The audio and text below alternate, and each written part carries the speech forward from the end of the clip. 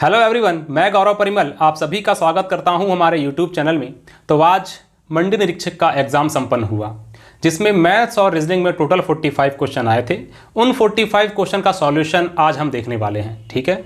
तो जिन स्टूडेंट्स ने मेरा वीडियो प्रारंभ से देखा था, मेरे सारे के सारे वीडियोस जिन स्टूडेंट्स ने देखा है, हमारे द्वारा टेस्ट सीरीज भी लॉन्च किया गया था, टेस्ट सीरीज भी जिन्होंने दिया है, और उसके बाद अभी पिछले कुछ दिनों से मोस्ट एक्सपेक्टेड क्वेश्चन की एक सीरीज़ भी आ रही थी, जिन्होंने उसको भी देखा है, तो उन स्टूडेंट्स के लिए ये पेपर कोई बहुत बड़ी बात नहीं होना चाहिए था। बहुत ही ज़्यादा अच्छा पेपर था। पेपर का लेवल ना तो बहुत ज़्यादा हाई ना तो बहुत ज़्यादा लो था। पेपर का लेवल एक मॉडरेट लेवल था। जिस स्टूडेंट्स ने मेहनत किया है, ईमानदारी से पढ़ाई किया है, उसे यह पेपर बहुत ही ईजी लगा होगा, मेरा यह मानना है। तो आज के क्वेश्चन किस प्रकार के थे, चलिए उसका सॉल्यूशन देखेंगे।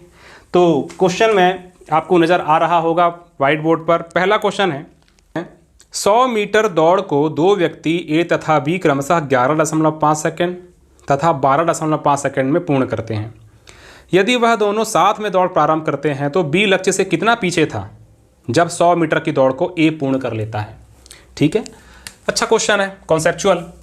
100 मीटर की दौड़ हो रही है, ए कितने समय में पूरा कर रहा है, ए 11.25 सेकंड में पूर्ण कर लेता है।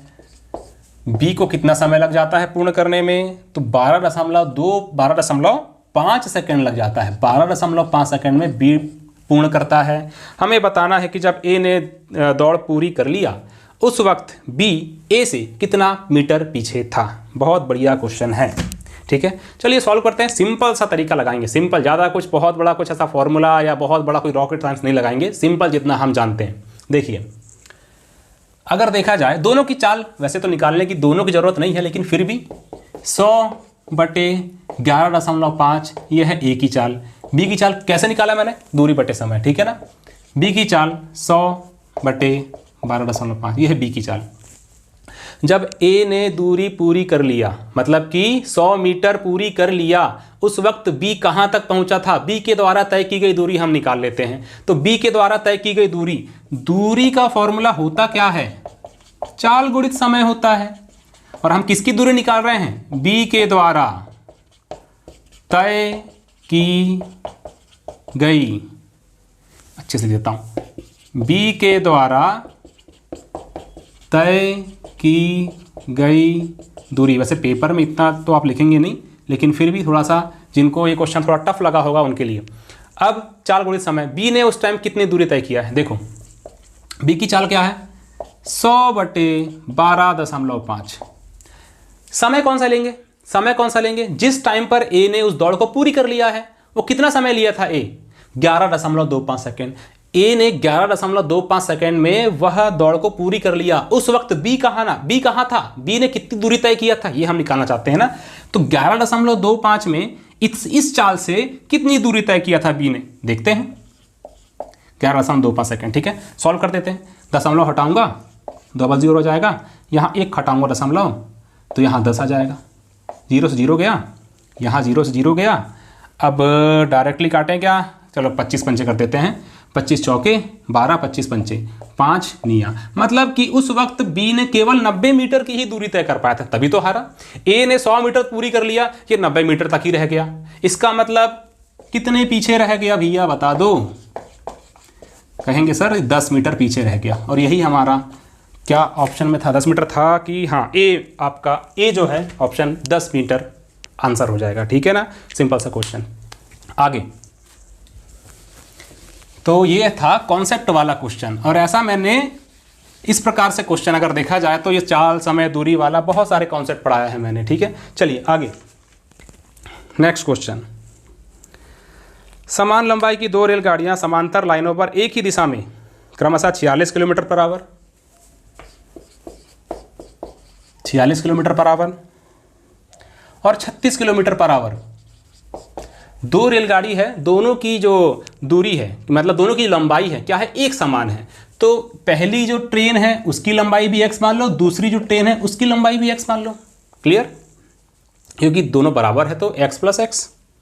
और दूरी सदैव जोड़ी जाती है, विपरीत दिशा हो समान दिशा हो, दूरी सदैव जोड़ी जाती है। लेकिन अगर एक दिशा होने पर चाल घट जाती है, विपरीत दिशा होने पर चाल जुड़ जाती है। पता है, कई बार रिपीट किया है मैंने। तो तेज चलने वाली रेलगाड़ी धीमी रेलगाड़ी को 36 सेकंड से आगे निकल जाती है, 36 सेकंड में आगे निकल जाती है। प्रत्येक रेलगाड़ी की लंबाई याद कीजिए। सिंपल सा, हमको ज़्यादा कुछ दुनियादारी की बात नहीं करना, सिर्फ और सिर्फ चाल बराबर दूरी बटे समय ही हमको यहाँ पर काम आता है। और कोई बहुत बड़ा अलग से कोई नया फॉर्मूला नहीं बताऊंगा यहाँ पे मैं। चाल बराबर दूरी बटे समय होता है। चाल क्या है? जब एक ही दिशा में गतिमान है दो वस्तुएं, मतलब कि ट्रेन, इसका मतलब चाल कितनी हो जाएगी? सापेक्षिक चाल, दोनों का अंतर आएगा। 46 में अगर 36 घटा दूंगा तो 10 किलोमीटर पर आवर आएगा। अच्छा, थोड़ा बहुत यूनिट कन्वर्जन देख लेते हैं, करना पड़ेगा क्या, वरना इसी में गलती कर देते हैं। 36 सेकंड मतलब करना पड़ेगा, सेकंड में दिया है, इसका मतलब इसको मीटर प्रति सेकंड में कन्वर्ट कर दो, 5/18। दूरी कितनी है? x + x बराबर 2x। समय 36 सेकंड में पूरी कर रहा था। 18 कम 18, 18 दूनी 36 और यह 10 दूनी 50, 50 यहाँ 2 से 2 कटो ना सीधे। x बराबर 50 क्या मीटर? 50 मीटर है क्या ऑप्शन में? 50 मीटर ए, इसमें भी आंसर ऑप्शन ए में 50 मीटर दिया था और ये आपका राइट आंसर हो जाएगा। चलिए फटाफट आगे बढ़ते हैं, बहुत सारे क्वेश्चंस करने हैं हमें। क्या है? बढ़िया क्वेश्चन नज़र आ रहा है, एक बहुत बढ़िया क्वेश्चन। 1 - 1/2 का स्क्वायर। कॉन्सेप्ट जिसका बढ़िया है उसने इस क्वेश्चन को बढ़िया उड़ाया होगा, नहीं तो ये क्वेश्चन देखकर ही स्किप कर दिए होंगे। इस प्रकार से सीरीज आगे चल रही है। 1 - सीधे देखकर आंसर दे सकते हैं इसको। 1 - इसका स्क्वायर। चलिए देखिए, थोड़ा सा कॉन्सेप्ट है इसमें। अगर देखा जाए, इसको मैं लिखूंगा दोनों का एलसीएम, दोनों इसका मैं एलसीएम सब में लेना पड़ेगा। ये 2 का स्क्वायर हो गया, तो ये क्या हो जाएगा? 2 का स्क्वायर, ये 1, ठीक है, ये हो गया। यहाँ पर 3 का स्क्वायर, ये क्या हो जाएगा? 3 का स्क्वायर -1, ठीक है। यहाँ पर क्या हो जाएगा? 4 का स्क्वायर और ये 4 का स्क्वायर -1। इस प्रकार से आगे जाते जाएंगे तो ये क्या हो जाएगा? 1/19 का स्क्वायर, ठीक है, ये 19 का स्क्वायर -1।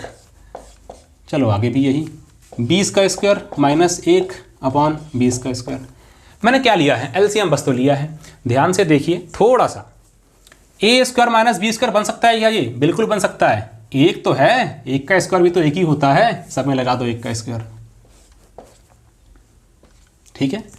अब देखिए ध्यान से, अब ये a² - b² के फॉर्म में नजर आ रहा है। a - b a + b, मतलब a - b 2 - 1 क्या है? 1, ठीक है। a - b into a + b, a - b और a + b मतलब 2 और 1 3। 2 का स्क्वायर है तो उसको मैं 2 × 2 कर देता हूँ। क्लियर है? ये पूरा मल्टीप्लिकेशन में जा रहा है, इसका मतलब मैं मल्टीप्लिकेशन में ही ऐसा रखता हूँ, स्पष्ट नजर आए। 2 में से 1 गया, 3 में से 1 गया 2, 3 और 1 4, यहाँ 3 × 3, 4 में से 1 गया 3, 4 और 1 5, मतलब a - b a + b में करते जा रहा हूँ, ठीक है ना। 4 × 4 और इस प्रकार से ये प्रोसेस आगे बढ़ते जाता है। यहाँ पर क्या हो जाएगा? 19 में 1 गया 18, 19 और 1 क्या हो जाएगा? 20 और ये 19 × 19। यहाँ पर 20 में 1 गया 19, 20 और 1 21 डिवाइड बाय 20 × 20। ध्यान से देखना है हर एक चीज़ों को जो मैं यहाँ एक्सप्लेन कर रहा हूँ, जो मैं आपको समझा रहा हूँ, ध्यान से देखना है। देखिए यहाँ पर 3 जो है ये 3 से कट गया, क्लियर है। 2 जो है यहाँ 2 से कट गया, 4 है 4 से कट गया, 3 है 3 से कट गया। इसका मतलब ये जो 4 है यहाँ भी कहीं ना कहीं, ये देखो सीरीज अभी लगातार क्रमशः आगे बढ़ रही है, कंप्लीट नहीं हुई है, मतलब ये वाला 4 भी कहीं ना कहीं यहाँ कट जाएगा, ये वाला 5 भी यहाँ कहीं ना कहीं कट जाएगा। आगे एक प्रोसेस आगे बढ़ते रहेगा। ये वाला जो 19 है यहाँ कट गया, ये 18 भी कहीं ना कहीं कट पिट के ही आया होगा, ये भी ठीक है। 19 जो है इससे कट जाएगा, 20 जो है इससे कट जाएगा। सीरीज जब यहाँ कंप्लीट हो गई तो 21 को काटने वाला नीचे कोई यहाँ उपस्थित है क्या? नहीं है। 20 को काटने वाला ऊपर कहीं उपस्थित है क्या? नहीं है। यहाँ पर इस 2 को काटने वाला और कहीं पर कुछ नजर आ रहा है क्या? नहीं है। इस प्रकार से हमको सीरीज को पढ़ना पड़ता है। क्या बचा वहाँ से? 21/20। बाकी यहाँ सब कुछ रफा दफा हो चुका है, सब कुछ कट चुका है। यहाँ से बचा है 21/20 और यहाँ से बचा है 1/2। गुणा कर दो भैया, 21/40 कर देते हैं। 21/40 नॉर्मल वाला क्या करेंगे हम? पहले 0 लगा देते हैं, फिर पॉइंट, 40 पंचे 200, 10 बचेगा, ठीक है ना। 10 बचेगा, इसका मतलब क्या हुआ? 40 दूनी 80, कितना बचा? 20, फिर मैंने लगाया 40 पंचे 200, 0.525 हमारा आंसर आया है। कहाँ लिखूं? 0.525 कहाँ पर था ऑप्शन में भैया? देख लो, आपका आंसर आ चुका है। ये आपका ऑप्शन सी 0.525 24वां क्वेश्चन इस वाले सेट में दिया गया है। 0.525 ये हमारा आंसर आ चुका है, बिल्कुल करेक्ट आंसर है। इस प्रकार से थोड़ा दिमाग लगाना चाहिए था, ठीक है ना। ऐसी सोच डेवलप करने के लिए इस प्रकार से मैथमेटिकल थोड़ा सा आपका दिमाग काम करे, इसके लिए क्या है, रेगुलरली पढ़ना पड़ता है। अलग अलग प्रकार से आप क्वेश्चन को फिर क्रैक कर सकते हैं, ठीक है। तो आपको करना क्या है, सिंपल सा काम है। आप क्या करेंगे, भूपेंद्र मिश्रा ऐप में जाएंगे, ठीक है। अगर सारी की सारी क्लासेस को आपको देखना है, ये तो सिर्फ और सिर्फ आज के पेपर का सॉल्यूशन है। आपको भूपेंद्र मिश्रा ऐप में जाना है और वहां जाकर के आपको हर प्रकार के कोर्स ऐप मिलेंगे। वहां आपको मिलेगा मैथ्स एंड रीजनिंग भी मिलेगा, वहां आपको कंप्लीट पैकेज भी मिलेगा, कंप्लीट, ठीक है ना। तो वहां पर अगर आप मैथ्स रीजनिंग चाहते हैं तो 1499 उसकी फीस है। अगर कोई समस्या है, बहुत ज़्यादा प्राइस है, तो क्या कीजिए, कॉल कीजिए। किस नंबर पे कॉल करना है? इस नंबर पे कॉल करो। अगर आप चाहते हैं कोर्स परचेस करना तो इसमें कॉल कीजिए, प्राइस कम भी कर देंगे, कोई इशू नहीं बहुत बड़ा। जितना आप बोलेंगे, जैसा आपको सुटेबल लगता है, उस प्राइस में हम लोग कोर्स आपको सेल कर देंगे। क्योंकि जितना मैंने पढ़ाया था, अगर जिस स्टूडेंट ने मेरे सारे के सारे वीडियोस देखा है तो उसका पेपर बहुत अच्छा बना होगा। जिन्होंने टेस्ट सीरीज दिया है, भूपेंद्र मिश्रा ऐप में जाकर के जिन्होंने टेस्ट सीरीज दिया है, तो बहुत सारे टेस्ट सीरीज के क्वेश्चन आपको बिल्कुल मिलते जुलते नजर आए होंगे। तो बिल्कुल टेस्ट सीरीज दीजिए। और एक और बात, अभी जो पेपर होने वाला है ज्येष्ठ संपरीक्षक, सहायक संपरीक्षक, उसके लिए भी हम लोग टेस्ट सीरीज लॉन्च कर रहे हैं। बहुत जल्दी आपको के बारे में जानकारी मिलेगी, ठीक है। चलिए फिलहाल आगे बढ़ते हैं। नेक्स्ट क्वेश्चन क्या है, पूरे के पूरे क्वेश्चन का सॉल्यूशन बताऊंगा। एक एक क्वेश्चन, मैथ्स और रीजनिंग का एक भी क्वेश्चन नहीं छूटेगा। क्या है नेक्स्ट क्वेश्चन? 12 के 2 गुणज का लघुत्तम समापवर्तक 1056 है। 12 के 2 गुणज है, इसका मतलब पहली संख्या मैं ये मान सकता हूं क्या कि 12x होगी? मान सकता हूं पहली संख्या, बिल्कुल। दूसरी संख्या क्या होगी? तो 12y होगी, ठीक है। और उसमें दोनों का लघुत्तम समापवर्तक 1056 है। तो हमने ये मान लिया 1056 क्या है? एलसीएम है। और कुछ डाटा है क्वेश्चन में, क्या नोट कर लेते हैं। और क्या दिया है? एक संख्या 132 है, दूसरी निकालना है। एक संख्या 132 है। देखिए, पहली संख्या 12x, दूसरी संख्या 12y, इसका एलसीएम दिया है 1056। हम क्या करते हैं, 12x और 12y का इसका एलसीएम निकाल लेते हैं। तो 12x और 12y का एलसीएम कितना हो जाएगा? 12 से कर देता हूं मैं, ठीक है। 12 एकम 12, यहाँ x बचेगा, मतलब यहाँ भी y बचेगा। इसका मतलब अब यहाँ से तो 12xy ही निकलेगा, ठीक है ना, 12xy ही निकलेगा। तो इसका जो एलसीएम आया 12xy आया है, कितना है? 1056 है। तो 12xy एलसीएम कितना है? 1056 है। क्लियर है। तो यहाँ से xy बराबर कितना है? तो 1056 बटे 12, 12 7 8 96, ठीक है। कितना बचा? 4 और 5 9, 9 6 96, फिर 12 8 96। एक्स वाई बराबर 88। एक्स वाई बराबर क्या है? 88 है। उसमें से क्या दिया गया है? पहली संख्या क्या दी गई है? 132। इसका मतलब मैं ये बोल सकता हूं कि पहली संख्या 12x बराबर 132 के है। 12x बराबर 132 के है। इसका मतलब x बराबर कितना हो जाएगा? तो x बराबर हो जाएगा 12 एकम 12, 1 12 एकम 12 11। x बराबर क्या हो जाएगा? 11 हो जाएगा। तो यहाँ पर मैं x बराबर 11 रख देता हूँ, तो मुझे y की वैल्यू पता चल जाएगी। y की वैल्यू में पता चल जाएगी मुझे 11 8 88। y की वैल्यू मुझे पता चल गई 8 है। तो दूसरी संख्या मैं निकाल सकता हूँ 12y। इसका मतलब 12 गुणित 8 बराबर 96। ये लो भैया आंसर। ऐसे खेलना पड़ता है थोड़ा सा, ठीक है ना। चलिए इसके बाद नेक्स्ट, अब 96 इसका आंसर है। कौन से ऑप्शन में है देख लो। हम बढ़ते हैं आगे। क्वेश्चन कौन सा है? आगे क्वेश्चन है x बराबर √3/2।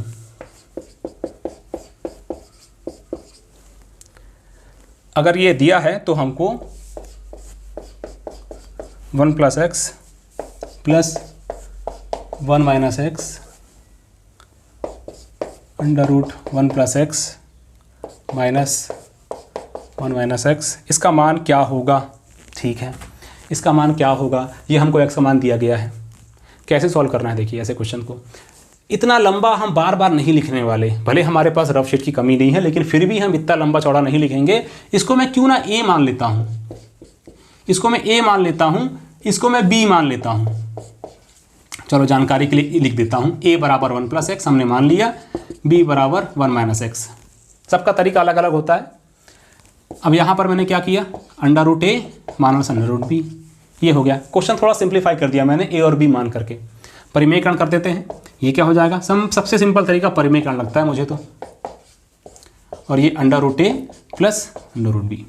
अब देखो यहाँ से a + b मतलब कि क्या हो जाएगा, a + b का होल स्क्वायर वाला फॉर्मूला हो जाएगा, बिल्कुल हो जाएगा। तो देखिए a का होल स्क्वायर मतलब कि √a का होल स्क्वायर ये हो जाएगा, √b का होल स्क्वायर प्लस क्या हो जाएगा 2ab। 2ab कहने का मतलब √a × √b। अब √a × √b इसको मैं सीधे सीधे √a भी तो बोल सकता हूँ, ठीक है ना। यहाँ पर a² - b², इसका मतलब a²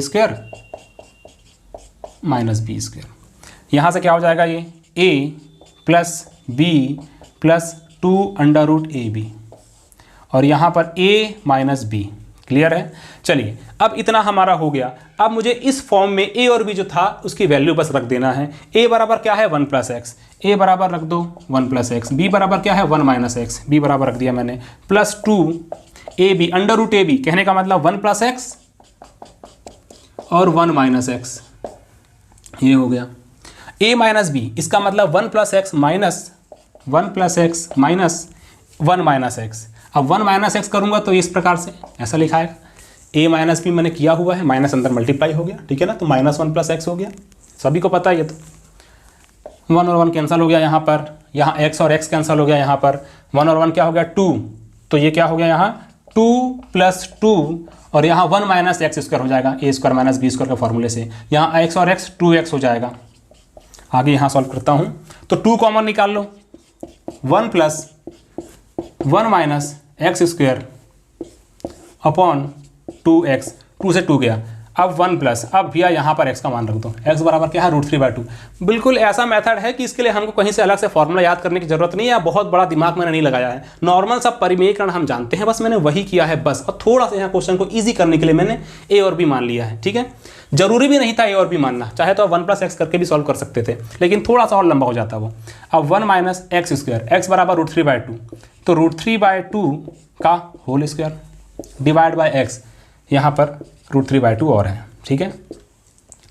1 + √√3/2 मतलब कि 3/4 हो जाएगा, ये 3/4 हो जाएगा, और यहाँ पर √3/2 आगे, और 1 + 4 - 3 मतलब कि 1/4 हो जाएगा ये, और ये अगर 1/4 है और ये √3/2 है, ठीक है ना, 4 - 1 4 - 3 बराबर 1/4, इसका मतलब ये 1 + 1/2 हो जाएगा और ये √3/2 हो जाएगा, तो ये 1 + 1/2 मतलब कि 3/2, 3/2 डिवाइड बाय √3/2, ठीक है। आगे कहाँ सॉल्व करूँ, ये क्या है 3/2 है डिवाइड बाय √3/2, इसका मतलब 3/2 ये 2/√3, 2 से 2 गया, √3 है तो इसको मैं √3 कर सकता हूँ ना, बिल्कुल कर सकता हूँ, तो ये कट गया भैया, √3 बचेगा मात्र, और यही आपका क्या है आंसर है, ठीक है। इस प्रकार से आप इस क्वेश्चन को सॉल्व कर सकते थे, ये आपका था। नेक्स्ट क्वेश्चन देखते हैं अब क्या है, तो √3 इसका आंसर आएगा।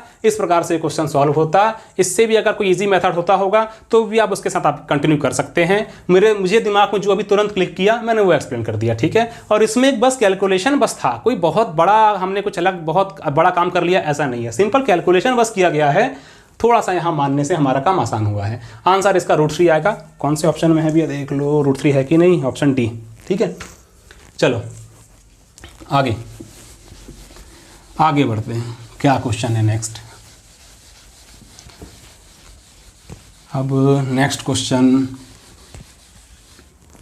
क्या है, एक घन के सभी सतहों के क्षेत्रफलों का योग 3750 है, वर्ग मीटर है, ठीक है। बिल्कुल ध्यान रखिए इसका यूनिट। उस घन के सभी किनारों की लंबाइयों का योग कितना होगा ये हमको बताना है। तो एग्जांपल के लिए मैं एक डस्टर का यूज़ करता हूँ कि ये वैसे तो घनाभ है, मानो कि ये घनाभ के जैसा भी नहीं है वैसे तो।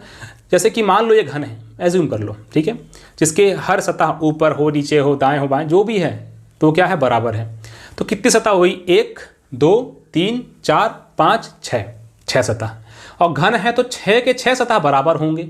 6 सतह है और घन है तो 6 के 6 सतह बराबर होंगे। और एक तरफ से देखिए, अगर क्षेत्रफल की बात की जा रही है एक फलक का, तो एक फलक जो घन का एक फलक होता है कैसे नजर आता है, कैसा होता है, वर्गाकार होता है। और वर्ग का क्षेत्रफल क्या होता है, ए स्क्वायर होता है। तो यहाँ कितने फलक हैं, मतलब कितने क्षेत्रफल यहाँ जोड़े जाएंगे, कितना बनेगा बताइए। अगर मैं मात्र एक फलक का देखा, एक सतह का क्षेत्रफल देखूंगा तो ए स्क्वायर आ रहा है। यहाँ 6 सतह है तो 6a स्क्वायर आएगा। बस काम खत्म। यही दिया है आपको 3750, ठीक है। तो ए स्क्वायर बराबर 3750 डिवाइड बाई 6, 6 छक्के 36, 1 6 दूनी 12, 3 6 पंचे 30, ए स्क्वायर बराबर 625, तो ए बराबर 25 मीटर आ गया। क्या पूछा गया था वैसे, क्या पूछा गया था, सभी किनारों की लंबाइयों का योग कितना होगा। देखिए सभी किनारों की लंबाई, जितने भी किनारे हैं सबकी, किनारे जितने भी हैं सबकी लंबाइयों का योग। घन के कितनी कोरें होती हैं, 12 कोरें होती है। डायरेक्टली 12 से मल्टीप्लाई करके आंसर निकाल सकते हैं, फिर भी थोड़ा सा टेक्निकली जाते हैं। लाइंस देखो, पहला तो 1 2 3 4, ऊपर वाला वर्ग की 4 लाइन, उसी प्रकार से नीचे वाले वर्ग की 4 लाइन, 4 और 4 8, और ऊपर वाले वर्ग को नीचे वाले वर्ग को जोड़ने के लिए, ठीक है ना, जोड़ने के लिए ये 4 और 4 8 9 10 11 12, 12 किनारे। तो 12 किनारों को जोड़ने वाली जो लाइन है, इसका मतलब यहाँ 12 से मल्टीप्लाई करूंगा, 25 गुणी 12, 12 पंचे 60 का 0 से ले 6, 12 दूनी 24 और 6 30, 300। अब ये भुजाओं की लंबाई है तो मीटर, 300 मीटर कहीं पर है क्या आंसर में, होना चाहिए बिल्कुल ऑप्शन सी आपका राइट आंसर। ऐसे ये क्वेश्चन सॉल्व होना था, ठीक है। आगे बढ़ो फिर 48 32 फिर 7 फिर स्टार, 48 32 7 फिर एक स्टार को कैसे बनाऊं, ये ऐसे बना देता हूं। 8 पूर्णतः 11 से विभाजित है, विभाजता वाले चैप्टर में पढ़ाया था, 11 से विभाजित है। तो क्या मतलब है स्टार का, स्टार को मैं यहाँ पर ए कर देता हूँ। चलिए कितने बार स्टार बनाते रहूँगा, ये ए है समझ लो। 8 7 15 अल्टरनेट जोड़ना पड़ता है, 8 7 15, 15 और 7 8 7 15, 15 और 3 कितना 18, 18 4 22, ठीक है। 22 में घटा दो, 8 और 2 10, 8 और तो 10, 10 प्लस ए, 10 प्लस ए, इनका जो अंतर है वो क्या होना चाहिए, 11 होना चाहिए, ठीक है। मतलब अंतर क्या होना चाहिए, 0 होना चाहिए, ठीक है, 0 या फिर 11 का गुणज। तो इस प्रकार से करूँगा तो ये ऐसा हो जाएगा, इसको मैं इस प्रकार से कर देता हूँ, -12 बराबर 0 होना चाहिए। तो 10 प्लस ए बराबर 22, ए बराबर 22 में से 10 गया तो 12, ए बराबर 12। इसका मतलब क्या हुआ, ये तो 11 से बड़ा हो गया, यह तो 11 से बड़ा हो गया। इसका मतलब हम यहाँ क्या करेंगे, या तो 11 होना चाहिए या तो 11 का गुणज होना चाहिए। उस केस में जब भी 11 से बड़ा निकल जाता है तो मैं क्या करूँगा, 11 में कितना जोड़ूंगा कि ए आएगा मुझे, तो ये आ जाएगा मेरा मान 1। कितना आएगा, 1। तो यहाँ पर एक जगह क्या आना चाहिए, 1 आना चाहिए, और ये हुआ इसका सॉल्यूशन। आइए अब देखते हैं नेक्स्ट क्वेश्चन क्या है। क्वेश्चन है, कोई धन साधारण ब्याज की दर से 20 वर्ष में 4 गुना हो जाता है। 20 वर्ष में 4 गुना हो जाता है साधारण ब्याज की दर से। तो हमको ब्याज की वार्षिक दर क्या है, अभी मैंने मोस्ट एक्सपेक्टेड क्वेश्चन की सीरीज लेकर के आया था, तो बिल्कुल सेम टू सेम ऐसा ही क्वेश्चन मिलता जुलता, जहां पर ये फॉर्मूला हमें यूज़ करना पड़ता है, RT बराबर n-1 × 100। जिन्होंने वो क्लास देखे हैं उनसे ये क्वेश्चन आराम से बना होगा। 20 वर्ष लग रहा है, इसका मतलब समय है 20, R हमको निकालना है, n-1 कितना गुना, उसी को n बोलते हैं, 4 गुना मतलब कि 3 - 1 × 100, ये कर दो 100 कर दो, ठीक है। इसका मतलब हमें R निकालना है ना, तो R निकाल लो, 2/20 गुणित 100, ठीक है। तो ये हो जाएगा, ये 3 कहाँ गया, 4 गुना है ना तो 4 आएगा, तो ये 3, तो 20 पंचे 100, 5 तिया 15, 15% इस क्वेश्चन का राइट आंसर हो जाएगा, ठीक है। इस प्रकार से आपको ये क्वेश्चन सॉल्व करना था। आगे देखते हैं नेक्स्ट। वैसे कौन से ऑप्शन में था ये, ऑप्शन 15% दिया ही नहीं गया है इसमें, क्वेश्चन बिल्कुल सही बना है। RT बराबर n-1 इंटू 100, 20 वर्ष पे 4 गुना, 4 n की जगह 4 रखा है, 20 वर्ष ठीक है, 3/20, 20 5 15% ही आएगा इस क्वेश्चन का आंसर, ऑप्शन में नहीं दिया गया है, जो कि ठीक है ना, 15% करेक्ट आंसर इस क्वेश्चन का। चलिए आगे, अब ऑप्शन में नहीं दिया है तो फिर देखते हैं आगे क्या होता है। नेक्स्ट, यदि 40 वस्तुओं का क्रय मूल्य यदि 60 वस्तुओं का क्रय मूल्य 40 वस्तुओं के विक्रय मूल्य के बराबर हो, 60 वस्तुओं का क्रय मूल्य मतलब कि CP, ऐसा ही एक क्वेश्चन मैंने आपको बताया था प्रॉफिट एंड लॉस के मोस्ट एक्सपेक्टेड सीरीज जो क्वेश्चन में चला रहा था अभी, तो ये ऐसा वाला क्वेश्चन भी बताया था, इसके पहले वाला क्वेश्चन भी बताया था, बिल्कुल सेम टू सेम क्वेश्चन, अंक अलग होंगे लेकिन कॉन्सेप्ट सेम टू सेम। 40 वस्तुओं के विक्रय मूल्य के बराबर, 40 वस्तुओं के विक्रय मूल्य के बराबर है, तो लाभ प्रतिशत कितना होगा, लाभ प्रतिशत कितना होगा, तो ये हो जाएगा आपका 60/40, ये हो जाएगा SP और CP का रेशियो कितना हो गया यहाँ पर 2:3, मतलब कि SP और CP का रेशियो हो गया 3:2। देखो CP 2 है और यहाँ SP अगर 3 है तो प्रॉफिट कितने का हुआ होगा, 1 का प्रॉफिट हुआ होगा, 1 का प्रॉफिट हुआ है किस पर, CP पर, CP कितना है 2 है, बस हो गया 50% का फायदा प्रॉफिट। ठीक है, अब ये वाला ऑप्शन में है कि नहीं 50%, हाँ बिल्कुल दिया है ऑप्शन बी। ठीक है, तो इसका आंसर 50% हो जाएगा। जब CP 2 है SP 3 है मतलब P 1 होगा, प्रॉफिट 1 होगा। एक प्रॉफिट किस पर निकालते हैं, प्रॉफिट CP पर, बस निकाल लो, लाभ प्रतिशत 50% का होगा। चलिए अब इसके बाद नेक्स्ट क्वेश्चन, इसके पहले वाले क्वेश्चन जो मैंने बताया उसमें कैसे ऑप्शन में नहीं था राइट आंसर, क्या पता।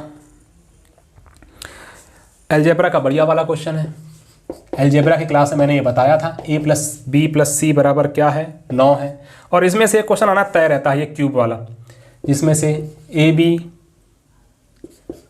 BC + CA बराबर 23 है। आपको निकालना क्या है, a + a³ + b³ + c³ - 3abc, और ये होता क्या है, तो ये होता है a + b + c into a² + b² + c², और ये हो मतलब कि यहीं से -ab -bc -ca, ये होता है भैया फॉर्मूला। निकालना क्या है हमें, अच्छा इसी की वैल्यू निकालना है, इसी की वैल्यू निकालना है। a + b + c की वैल्यू है हमारे पास, है एक task complete. ab bc ca है, ये है, माइनस निकालूंगा तो हो जाएगा ना, माइनस कॉमन निकालूंगा तो मिल गया हमें ये।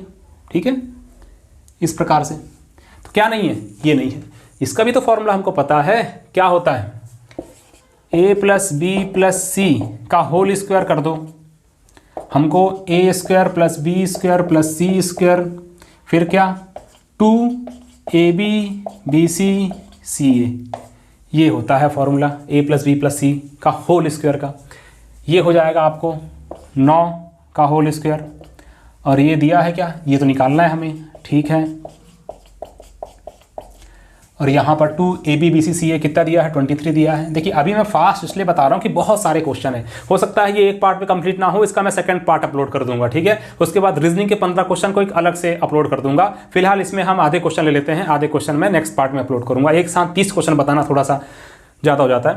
अब यहाँ से 9 × 81 a² + b² + c², 23 दूनी 46, a² + b² + c² बराबर 81 में से 46 घटा दो, तो देखो 31 50 30 हाँ 80, ठीक है, 31 और 4 35, 4 यहाँ ले लिया, 50 से 30 जोड़ा 80 हो गया, 30 4 34 और 81 1 35। ठीक है, तो ये हमने निकाल लिया है a + b + c का a² + b² + c² बराबर 35 है। यहाँ कहीं लिख लेता हूँ, यहाँ लिखता हूँ पता कि वहाँ सॉल्व करते बनेगा, a² + b² + c² बराबर कितना है 35। अब इसको मुझे रफ करना पड़ेगा क्योंकि मुझे आगे क्वेश्चन सॉल्व भी करना है। बढ़िया क्वेश्चन था, कहीं पर भी कुछ टफ वाला चीज़ मुझे अभी तक तो नहीं मिला है। ठीक है, जहाँ मैं ये बोल सकूँ कि हाँ भैया बहुत चैलेंजिंग क्वेश्चन आ गया या बिल्कुल आउट ऑफ द सिलेबस आ गया ऐसा अचानक से। ठीक है, क्या पता नेक्स्ट 15 वाले पार्ट में हो जाए, वैसे चांसेस नहीं है। पेपर जितना भी आया था बढ़िया क्वेश्चन पेपर ही था, कहीं कुछ टफ वाला चीज़ नहीं था। अब a + b + c बराबर क्या है 9 है, जो हमने निकाला है। ठीक है, मतलब कि जो क्वेश्चन में दिया गया था ये हो गया। a + b + c मतलब a² + b² + c² क्या है 35 है, 35 है। ए बी बी सी सी ए सबका योग 23 है, ये देखो 23 है। और कुछ बचा है रखने के लिए कि नहीं? हाँ, ये तो हमें निकालना था, ये रख दिए, ये आ गया 35, बिल्कुल सही। 35 कहाँ से आया? हमने अभी कैलकुलेट किए हैं, A B plus B C plus C, ये क्वेश्चन में गिवन था 23, हो तो गया। अब यहाँ से 9, 35 माइनस 23 क्या आ गया? 12, और 12 नहीं आया 108। अब 108 अगर नज़र आ जाए तो अच्छी बात है, और अच्छे नज़र आएगा ही आएगा। ऑप्शन ए में नज़र आ रहा है बिल्कुल हमें। हो गया क्वेश्चन सॉल्व। क्या ये क्वेश्चन बताइए, क्या ये क्वेश्चन कहीं से कोई टफ क्वेश्चन था? अगर आपको फॉर्मूला याद है तो कहीं से भी कुछ भी टफ है इसमें? मैंने कहा था अलजेब्रा में फॉर्मूला ही है और कुछ नहीं, बाकी का तो जोड़ घटाना गुणा भाग तो लगा ही रहता है मैथ्स में, लेकिन ओनली फॉर्मूला बेस्ड क्वेश्चन था ये। ठीक है, चलिए अब इसके बाद नेक्स्ट क्वेश्चन देखते हैं। क्या है नेक्स्ट क्वेश्चन? एक समांतर चतुर्भुज के सम्मुख कोणों का एक जोड़ा 5x माइनस 10 तथा 2x प्लस 110। 5x माइनस 10 और क्या है? 2x प्लस 110 समांतर चतुर्भुज है, सम्मुख कोण है। कक्षा 9वीं का एक प्रमेय है, एक नियम बोलो, प्रमेय बोलो, कि समांतर चतुर्भुज के जो सम्मुख कोण होते हैं वो क्या होते हैं? बराबर होते हैं। तो भैया बराबर कर दो और x का मान निकाल लो। क्या करना है इसमें? x का मान निकालना है। हो गया सो सॉल्व। फिर बचा क्या? 5 में 2 गया 3x, इधर मैंने 2 ला लिया, चलो लिख देता हूँ। 5x माइनस 2x 110, 10 ये हो जाएगा 120, और ये होगा 3x, x बराबर 120/3, ये हो गया 40 अंश। Question complete. 40 आपका आंसर हो जाएगा। ठीक है, 40 कौन से ऑप्शन में है? ऑप्शन बी में दिया गया है इस वाले क्वेश्चन में। ठीक है ना, 40 इसका सिंपल सा आंसर है। समांतर चतुर्भुज के सम्मुख कोण क्या होते हैं? आपस में बराबर होते हैं। आगे नेक्स्ट, युगपत समीकरण 2x प्लस 5y बराबर 17। 2x प्लस 5y बराबर 17 और 5x plus 3y, 5x plus 3y बराबर 14 के कितने हल हैं? मेरा जो वीडियो है M48 48वें नंबर में, जब कोर्स लगभग, जब मैं यूट्यूब में पढ़ा रहा था, कोर्स लगभग कंप्लीट होने के कगार पे था, तो मैंने इस पर्टिकुलर टॉपिक को लिया क्योंकि मुझे पता था इसमें से एक नया क्वेश्चन बिल्कुल आने के चांसेस होता ही है। ठीक है ना, युगपत समीकरण, 2 चर वाले रैखिक समीकरण, एक सिंपल सा क्वेश्चन देगा और सिंपल सा ही क्वेश्चन आया था। ठीक है, तो M48 में ये मैंने पढ़ाया हुआ है और बिल्कुल कैसा क्वेश्चन बनता है देखिए। आपको दिया गया है A1 बराबर क्या है? 2, A2 बराबर क्या है? 5, B1 क्या है? 5 और B2 क्या है? 3। आपने देखा कि A1 upon A2 does not equal to B1 upon B2। इसका मतलब क्या होगा? इसका अद्वितीय हल होगा। पढ़ाया हुआ चीज़ है, M48 मैंने पढ़ाया था और यही इसका आंसर है। देख लो किसमें है, कौन से ऑप्शन? ऑप्शन ए है अद्वितीय हल। ठीक है, हो गया सॉल्यूशन। अब जिन्होंने देखा उसके लिए बहुत ज़्यादा ईजी हो गया क्वेश्चन कि बस क्वेश्चन देखो और आंसर करो। आगे A अपॉन बी रेशियो वाला क्वेश्चन है। A और B का रेशियो है 3:4, B और C का है 5:6। हमको निकालना क्या है? A प्लस बी और B प्लस C, इसका रेशियो हमें निकालना है। निकल जाएगा, क्या दिक्कत है? सबसे पहले थोड़ा जमा लो। हमारा जो काम आपको जो रेगुलर पढ़ते हैं मुझसे उनको पता होगा कि कैसे मैं इस क्वेश्चन को सॉल्व करता हूँ। B और C का रेशियो 5:6, ऐसा जमा दो। 4 को बोलो तुम आगे बढ़ जाओ, 5 को बोलो तुम भी इधर खिसक जाओ। 5 3 15 हो गया, 4 5 चौके 20 हो गया और 6 चौके 24 हो गया। तो A और B और C का साथ में रेशियो निकाले हमने तो 15:20:24 हो गया। A क्या है? 15 रेशियो है, 15 रेशियो। B क्या है? तो 20 रेशियो है, 20 रेशियो। B क्या है? 20 रेशियो। C क्या है? 24 रेशियो। 20 और 15 35, 20 और 24 क्या हो जाएगा? ये 44। 35 रेशियो 44 कर सकता है क्या? नहीं। तो आगे दिख रहा है कि कहीं पर कुछ ऐसा 35:44 नज़र आ गया भैया, ऑप्शन बी राइट आंसर। ठीक है, इतना सिंपल सा क्वेश्चन इतने कम समय में सॉल्व कर सकते थे आप लोग। आगे बढ़ते हैं, तो मेहनत करते रहिए। बिल्कुल ऐसे कोई प्रश्न हो या कोई भी पेपर हो, वैसे आज का पेपर तो बहुत सिंपल था। अब एक ये नज़र आ रहा है मुझे, अब इसकी आकृति को ड्रॉ करने में ये आ गया एक ऐसा, ये इस प्रकार से दिख रहा है, और ये फिर कुछ ऐसा नज़र आ रहा है, ठीक है ना, ये कुछ ऐसा है। तो ये 70 है, ये 30 है, ठीक है। ये एंगल 1 पूछा, देखो 70 30 110, 70 30 और 100 हो गया, 70 और 30 100 हो गया, तो एंगल 1 निकल गया 80। 70 30 100 है तो एंगल 1 क्या है 80। ज्यामिति का क्वेश्चन मैंने बताया था अभी कुछ दिन, 2 दिन या 3 दिन पहले, या परसों नरसों ही मैंने अपलोड किया है, बिल्कुल आसानी से बनता है ये क्वेश्चन। और ये एंगल 3। अब देखो एंगल 1 अगर 80 है तो एंगल 3 भी क्या हो जाएगा 80, शीर्षाभिमुख कोण। अब देखना है कि एंगल 2 निकल जाए, बस हमारा काम हो जाएगा। एंगल 2 निकालना है, और यहाँ पर दोनों दिया गया है, 130 नहीं, ये तो ऑप्शन हो गया, ये 80 और ये क्या है 70। अब देखो एंगल 3 पता चल गया है 80 है, तो सिंपल यहाँ ड्रॉ करने की जरूरत नहीं, आपको डायरेक्टली क्वेश्चन पेपर में जो भी आकृति दी गई है उसको देख करके ही सॉल्व करना था। यहाँ तो मुझे ड्रॉ करना पड़ा है।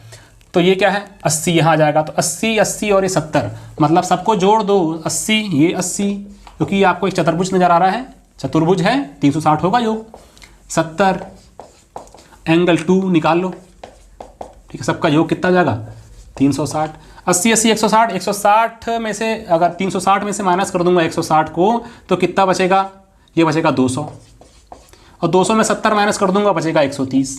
तो एंगल 2 कितना आ गया 130। एंगल 1 कितना था 80। एंगल 3 कितना था, ये भी 80। निकालना क्या था देख लो, 1 2 को जोड़ना है, 3 को घटाना है। Angle 1 plus angle 2 minus angle 3, 1 2 को जोड़ो 80, 2 कितना आया 130, 3 को घटाओ माइनस 80। अरे ये तो 130 ही बाना था, आंसर आ गया 130। कहाँ पर 130 भैया, option C is the right answer for this particular question, ठीक है। तो ये क्या है, ऐसे क्वेश्चन है जहाँ पर आपको जस्ट क्वेश्चन पेपर में देखना है और फटाफट वहाँ पर अपना दिमाग लगा के आंसर मार्क करना है। यहाँ तो मुझे आपको एक्सप्लेन करना है, करके मैं ड्रॉ करना पड़ता है मुझे, वरना और भी कम समय पे क्वेश्चन सॉल्व हो सकता था। फटाफट आगे बढ़ते रहो। एक सिंपल सा क्वेश्चन है, 0.064 1.21 वर्गमूल वाला क्वेश्चन है, ठीक है। इसका मान क्या होगा, ठीक है, निकाल लेते हैं क्या होगा, जोड़ना बस तो है। क्या है, पॉइंट वाला जहाँ पर आ जाता है तो मैं थोड़ा सहूलियत के लिए, पॉइंट वाला जहाँ आता है थोड़ा सहूलियत के लिए मैं इसको एक भिन्न में कन्वर्ट कर ही लेता हूँ, ये मेरी आदत है, ठीक है। जहाँ पर मैंने देखा 1 2 3 जीरो लगा दिया मैंने। ये क्यूब रूट है कि क्या है, ये क्यूब रूट है, क्योंकि यहाँ 1000 देखा तो अंडर रूट पे काम नहीं बन रहा था। और ये क्या है 1 to 1 अंडर रूट है कि क्या है, अंडर रूट ही है, नज़र भी आ रहा है वैसे वो अंडर रूट के लायक ही संख्या है। ये हो गया 100, 4 चौके 16 चौके 64, 4 10 का होता है ये 10, ये हो गया 11, ये हो गया 10, ये हो जाएगा 0.4, ये हो जाएगा 1.1 बराबर 1.5, यही है आपका आंसर। 1.5 कहाँ नज़र आ रहा है, 1.5 आपके ऑप्शन में है, इसमें है ऑप्शन सी, ठीक है ना। चलिए नेक्स्ट क्वेश्चन आगे बढ़ते हैं। क्या है नेक्स्ट क्वेश्चन, तो इसके बाद के क्वेश्चन बच गए लगभग कितने, आधे क्वेश्चन लगभग हो चुके हैं। तो एक काम करेंगे, इसके बाद मैं नेक्स्ट पार्ट एक और ले लूँगा, उसमें मैं इसके आगे के बचे हुए क्वेश्चन बता दूंगा, ठीक है ना। तो ये जो क्वेश्चन मैंने बताया है इसको एक बार मिलान कर लीजिएगा, मैंने सॉल्यूशन के साथ आपको बताया है। हाँ, थोड़ा सा मैंने कैलकुलेशन में या फिर आपको एक्सप्लेन करने में मैंने फास्ट किया है, क्योंकि बहुत सारे क्वेश्चन थे करके। तो इसका जो नेक्स्ट पार्ट बहुत ही जल्दी अपलोड होगा, उसमें मैं 14 या 15 जितने भी क्वेश्चन बचे होंगे, आधे बचे होंगे लगभग, उसको मैं कवर करा दूंगा, ठीक है। और मोस्ट एक्सपेक्टेड क्वेश्चन से तो क्वेश्चन आया ही है, ठीक है। और उसके पहले जो मैं आपको पढ़ाता था उसमें से बहुत सारा आपको कॉन्सेप्ट काम आया है, क्वेश्चन भी काम आया है। तो यदि आपको यह पूरा मैथ्स का कोर्स खरीदना है, जैसे कि मंडी निरीक्षक में जैसे क्वेश्चन आपको देखने मिले हैं, बिल्कुल वैसे ही क्वेश्चन मैंने आपको उसमें पढ़ाया था, तो आपको करना क्या है, भूपेंद्र मिश्रा ऐप, फिर से एक बार और रिपीट कर देता हूँ, भूपेंद्र मिश्रा ऐप, ये आपको प्ले स्टोर से जाकर के डाउनलोड करना है, ठीक है। वहाँ पर जाकर के कोर्स परचेस करना है। कहाँ पर मिलता है, स्टोर में जाइए, स्टोर में आपको मैथ्स रीजनिंग का मिल जाएगा, कंप्लीट वाला भी मिल जाएगा, और इंग्लिश मिल जाएगा, अलग अलग बहुत सारा कोर्स है उसमें। तो वहाँ जाकर के मैथ्स में जाकर के आप परचेस कर सकते हैं, कंप्लीट परचेस कर सकते हैं, इंग्लिश परचेस कर सकते हैं। और कहीं पर रेट का कोई भी इशू आता है तो बिल्कुल इसमें कॉल कीजिए, बिल्कुल इसमें कॉल कीजिए, प्राइस कम कर देंगे, लेकिन कहीं से पे भी पढ़ाई कम नहीं होना चाहिए बस। और एक और चीज़, हमारी टेस्ट सीरीज ज्येष्ठ संपरीक्षक और सहायक संपरीक्षक के लिए टेस्ट सीरीज लॉन्च होने वाली है कुछ ही घंटों में, या फिर कल तक उसका एक वीडियो आपको मिल जाएगा जिसमें आपको उसकी संपूर्ण जानकारी मिलेगी। कौन से टेस्ट हैं, कैसे अपलोड, कब कब किस किस डेट पर अपलोड होने वाले हैं, वो भी जानकारी मिल जाएगी। तो फिलहाल जो हमने प्रीवियस जो टेस्ट सीरीज अपलोड किए थे मंडी निरीक्षक का, वो तो काफ़ी अच्छी रही, बहुत लोगों ने दिया भी और उससे बहुत ज़्यादा हेल्प भी मिली है स्टूडेंट्स को इस आज के पेपर में। ठीक है, तो अगर ये हेल्प आपको आपने वाले एग्जाम्स में भी लेना है तो बिल्कुल टेस्ट सीरीज परचेस करिएगा। उसकी जानकारी आपको कुछ ही घंटों में या कल तक उसके बारे में हम लोग एक वीडियो बना देंगे। फिलहाल जो मेरा नेक्स्ट वीडियो आएगा उसमें मैं मैथ्स के बचे हुए जो क्वेश्चंस हैं उसको बताऊंगा, और उसके बाद एक और वीडियो मुझे लेना पड़ेगा रीजनिंग के लिए। ठीक है ना, तो वीडियो को, अगर यह वीडियो अच्छा लगा है तो बिल्कुल एक बार लाइक कर देना। और अगर मैंने वैसे अभी तक लाइक करने तो बोलता नहीं हूं, लेकिन इस वीडियो में इसलिए बोल रहा हूं क्योंकि जो पढ़ाया हुआ वीडियो है, जितने वीडियो मैंने पढ़ाए हैं उसमें से अगर क्वेश्चन मुझे आज एग्जाम में नजर आए हैं तो बिल्कुल एक खुशी होती है। और अगर आप लोगों ने अच्छा परफॉर्म किया है मेरे वीडियो को देख करके, पढ़ करके, समझ करके, तो कमेंट सेक्शन में जरूर इस बात को बताना। ठीक है, वीडियो को अंत तक देखने के लिए धन्यवाद आपका।